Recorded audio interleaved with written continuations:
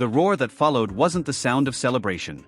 It was outrage. On a quiet afternoon at the Luxembourg Open, what should have been another stepping stone in a rising star's career detonated into one of the most explosive controversies the women's game has seen in years. And at the center of it stood a 19-year-old phenom who decided she'd had enough. Eala didn't just walk off the court that day with a loss. She walked off questioning the integrity of the system itself. Within days, instead of regrouping for her next tournament, she was preparing legal documents. The target? The very tour she had spent her life fighting to climb, the Women's Tennis Association. For once, the controversy swirling around the WTA wasn't about rankings, equal pay, or scheduling. It was about something far more combustible: fairness. And it all began with a match that was supposed to be routine. Long before she became a trending topic for the wrong reasons, Eala was the pride of a nation. Hailing from the Philippines, she carried more than a tennis bag onto the court. She carried the hopes of millions hungry for a global sporting icon. Her breakthrough came when she captured the junior title at the US Open, becoming the first Filipino to claim a Grand Slam singles crown at any level. That victory wasn't just symbolic. It was seismic. Overnight, she became Southeast Asia's brightest tennis prospect, a teenager with a fearless baseline game and ice in her veins. But junior glory is only a prologue. The professional tour is ruthless. The transition from junior dominance to the WTA circuit has shattered many promising careers. The speed is faster. The margins are thinner. The pressure is suffocating. Every opponent is battle-tested. Every mistake is punished. Eala didn't crumble. She ground her way through ITF events and WTA qualifiers, stacking small victories into meaningful momentum. There were injuries. There were tough losses. There were long weeks away from home. Yet each setback sharpened her. By early 2025, she was knocking on the door of the top 50, her name increasingly mentioned in the same breath as established contenders. When the Luxembourg Open, a standard WTA 250 event, appeared on her schedule, it looked like another rung on the ladder. A chance to gather points, build rhythm, maybe make a statement. Instead, it became a flashpoint. Her draw wasn't easy. She faced a seasoned, higher-seeded veteran, the kind of opponent who tests your nerve as much as your technique. But Eala entered the match radiating confidence. From the first ball, she played like someone who believed she belonged. Her serve cracked through the indoor arena. Her forehand ripped through the court with precision. She manipulated angles like a chess master, dragging her opponent wide before finishing points with ruthless efficiency. She took the first set 6-4. The crowd buzzed. Filipino flags fluttered in the stands. Social media lit up with clips of her winners. Commentators spoke of composure beyond her years. This was the coronation, or so it seemed. Then something shifted. At tee first, it was subtle. A close baseline shot called out. Eala glanced at the mark but chose not to challenge. No need to waste a review early. Then another tight call went against her. Then another. By the fifth game of the second set, a pattern was impossible to ignore. Eala drilled a forehand down the line that appeared to graze the paint. The stadium held its breath. Out. Her fist pump froze mid-air. She approached the chair umpire calmly but firmly. "The mark is right there," she said, pointing to the clay. The umpire barely glanced down. "Call stands." She signaled for review. On the stadium screen, the replay showed the ball clipping the line. Good by millimeters. The decision was overturned. But something had cracked. Momentum in tennis is fragile. Once disrupted, it rarely returns cleanly. As the second set wore on, the controversy deepened. An ace that would have sealed a crucial game was called wide, only for later footage to suggest it caught the edge. A serve brushed the net cord without a let being called. Marginal decisions consistently tilted one direction. Broadcasters began noting the inconsistencies. The crowd grew restless. Murmurs turned into audible frustration. Eala's body language changed. The fluid aggression of the first set gave way to tension. She overhit. She hesitated. Her rhythm evaporated. She lost the second set 3-6. There's a difference between being outplayed and feeling undermined. One fuels growth. The other breeds disbelief. By the time the third set began, the air inside the arena felt heavy. Eala attempted a reset. Deep breaths. Focus forward. But doubt is a stubborn opponent. Her rival sensed vulnerability and pressed hard. The game stayed tight, each rally amplified by the earlier chaos. At T4-5 in the final set, Eala faced match point. She delivered a strong first serve. The return from her opponent sailed deep, visibly long to the naked eye. Eala instinctively lifted her arms, expecting the call. Good. The line judge's voice cut through the arena. The crowd gasped. The ball had landed well beyond the baseline. Even television commentators reacted in disbelief. Eala stood frozen, She approached the net, eyes locked on the chair umpire. "Please check the mark," she pleaded, her voice steady but urgent. The response was swift and final, "No review available. No Hawkeye." No second look. Match over. For a moment, she didn't move.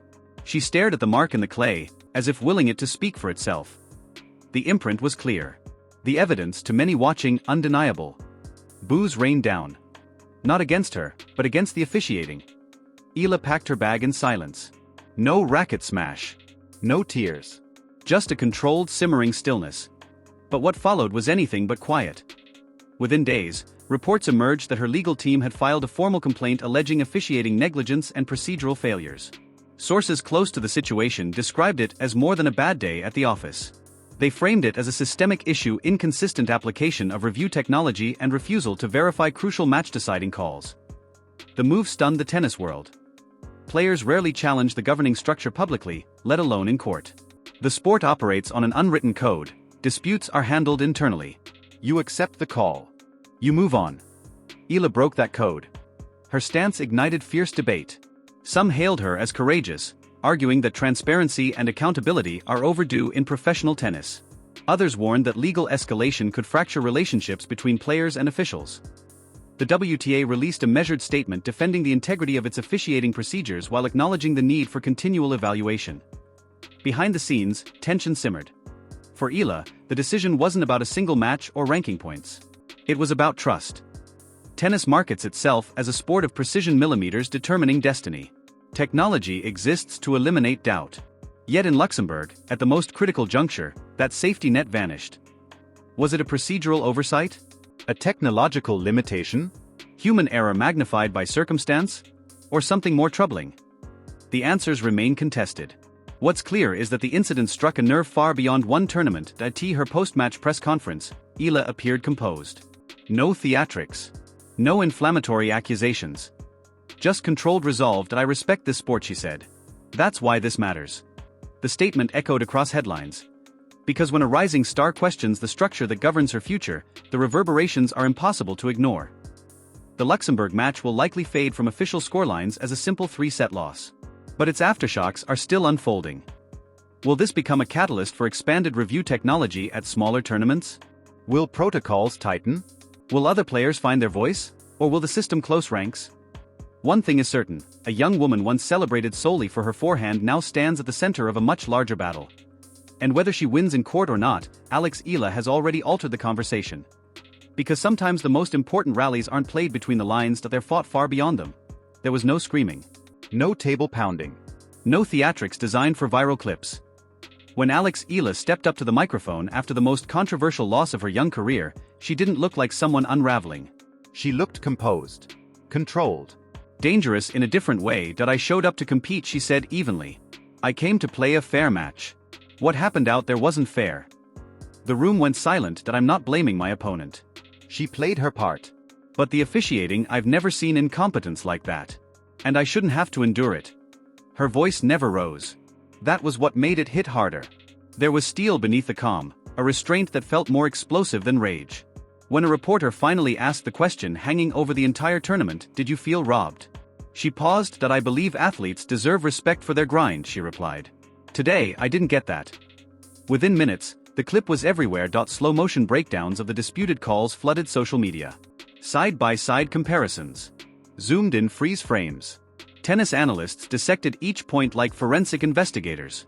Millions watched the final match point again and again. The serve, the return sailing long, the inexplicable good call that ended everything. The outrage spread fast and wide. Former legends weighed in publicly. Martina Navratilova posted bluntly, "We've seen bad calls before. This is another level. Players deserve better." Billie Jean King demanded structural reform, arguing that technology exists to protect fairness and must be applied consistently. The hashtag Justice for Eala trended globally. But the reaction wasn't unanimous. Some fans and commentators insisted human error is part of sport, that players must adapt, accept bad breaks and move forward. Others criticized Eala for not managing her challenges more strategically earlier in the match. A few labeled her reaction an overreach. The tennis world fractured almost overnight. In the Philippines, however, the response was volcanic. Supporters felt they had witnessed not just poor officiating, but disrespect toward a rising star from a country still carving its place in elite tennis. Petitions circulated. Protest reels compiled every questionable call. Some fans even called for boycotts of future tour events. The pressure wasn't just on the umpire crew. It was mounting on the entire leadership of the Women's Tennis Association. And just when observers assumed the storm would eventually die down, as sports controversies often do, Eala's legal team detonated a bomb. She wasn't filing a symbolic grievance. She was suing. The lawsuit stunned even seasoned insiders. Most players, no matter how frustrated, stop at public criticism. Legal action against a governing body is considered nuclear. It risks fines, backlash, reputational damage, even isolation within the locker room. But Eala's filing was not emotional. It was methodical. She was not suing for hurt feelings or defamation. The claim alleged willful negligence resulting in what her attorneys called the theft of opportunity and earnings. One phrase dominated headlines: match theft. The wording was deliberate, provocative, strategic. The case was filed before an international sports arbitration panel. As details leaked, it became clear this was no impulsive move. It was a carefully constructed assault on systemic practices. The central argument was simple but powerful: the association failed in its duty to provide a fair competitive environment. Her team highlighted that electronic line calling systems such as Hawkeye are standard at Grand Slams and many top-tier events, including the US Open. Yet at the Luxembourg Open, certain outer courts operated without the technology. Eala's pivotal match had been scheduled on one of those courts to no full electronic backup. Limited review capacity. Human judgment as the final authority. According to her lawyers, that wasn't just unfortunate, it was negligent. But the rabbit hole went deeper. Through discovery, her legal team reportedly obtained internal communications showing that complaints had previously been filed about the same officiating crew. Performance evaluations flagged inconsistency in high-pressure moments. Despite that history, they were assigned to consequential matches. The suit argued this was administrative carelessness with tangible consequences. It didn't stop there.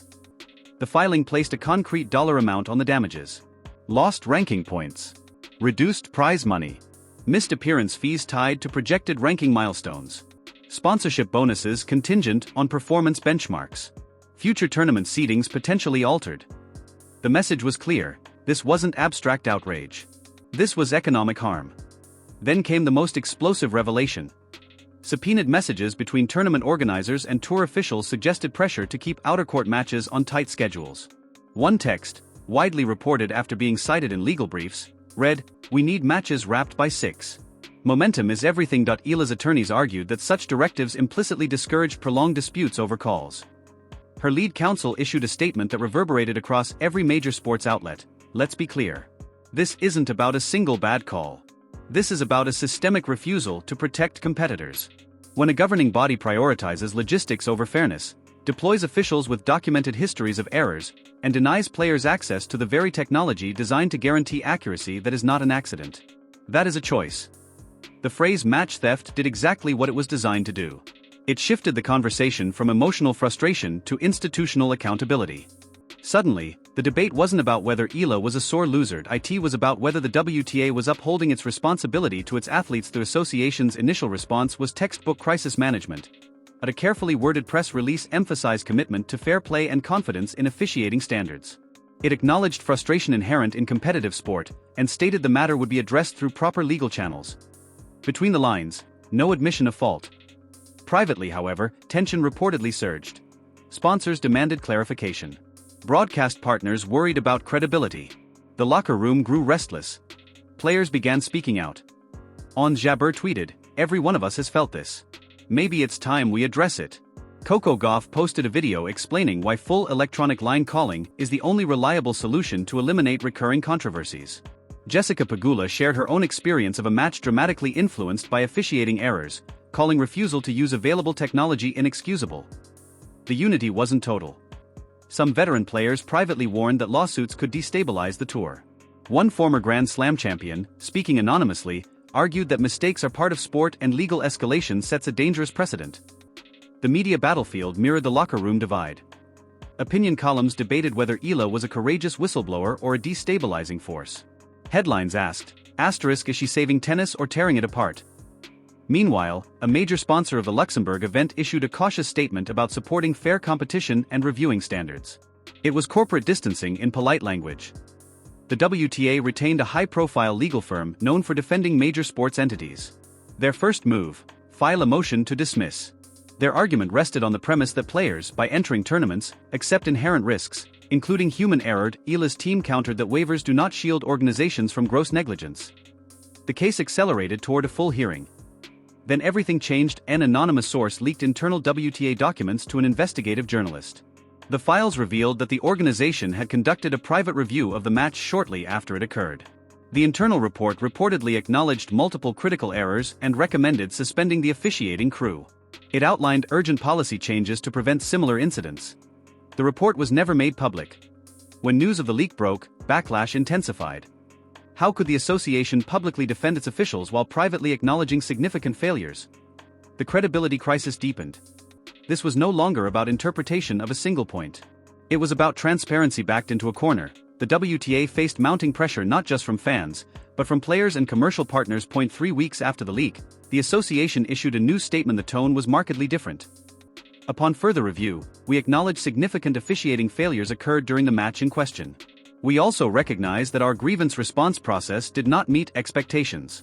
We are implementing immediate reforms. It stopped short of legal admission of guilt. Counsel ensured that. But the shift was unmistakable. And the reforms were sweeping. Effective immediately, electronic line calling systems such as Hawkeye would be mandatory on every court at sanctioned events, not just show courts. A third-party oversight panel for officiating standards would be established, including player representation. A transparent grievance process would allow complaints to be filed and tracked publicly. With published findings, it wasn't everything Eala demanded. But it was monumental. The legal dispute concluded privately. Terms were confidential, though insiders suggested a financial settlement and formal apology were included. Eala's statement after resolution was restrained. I never wanted war with the tour. I wanted change. I'm grateful that the next generation won't have to face what I did. The ripple effects extended beyond tennis. Across professional sports, athletes took note. Could competitors challenge governing bodies when management failures cause financial harm? Should leagues be insulated from accountability under broad waivers? When technology exists to minimize error, is failure to implement it negligence? The Luxembourg controversy became a case study in sports governance. As for Eala, she returned to competition. There were whispers that she had risked alienation. That she had pushed too hard. That bridges once burned are difficult to rebuild. Yet when she stepped back onto the court, the applause told a different story. Her game remained intact: heavy topspin forehands, fearless returns, tactical maturity beyond her years. She climbed the rankings again, not as a controversial figure, but as a player who had endured something bigger than a tough loss. Critics still argue she should have accepted defeat and moved on quietly. Supporters counter that silence preserves broken systems. The truth likely resides somewhere in between. She is neither martyr nor villain. She is an athlete who believed the structure governing her livelihood owed her and every competitor fairness. And she refused to let it slide. The sport today operates differently because of that refusal. Technology coverage is broader. Oversight is stricter. Players understand they have leverage when organized and informed. Will controversies vanish entirely? Of course not. Human judgment remains part of competition. But the margin for unchecked error has narrowed. What began as a disputed call on an outer court became a referendum on accountability. In the end, the most significant point of Eala's career wasn't struck with a racket. It was argued in filings, debated in headlines, and codified in reform. And whether history ultimately frames her as agitator or architect, one fact is clear: the game changed. And it changed because one player, speaking calmly into a microphone, decided fairness wasn't optional.